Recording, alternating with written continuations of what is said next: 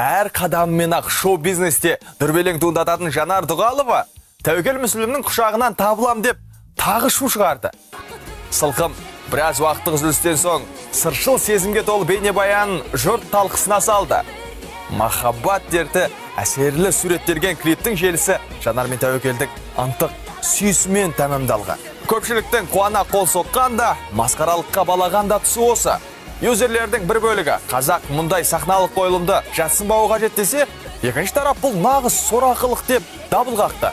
Шешіне салмады ма? Негізі мықты ән. Қазір интернетте кішкене өсіп келе жатқан жастар сіздер не істесеңіздер соны қайталайды. Сөзсіз керемет туынды, ынтықтық, махаббат, жаралы жүрек бәрі де шынайы жеткізілген. Жанар, жарайсың, Тәкеш, сен өзіңе сендіре білдің.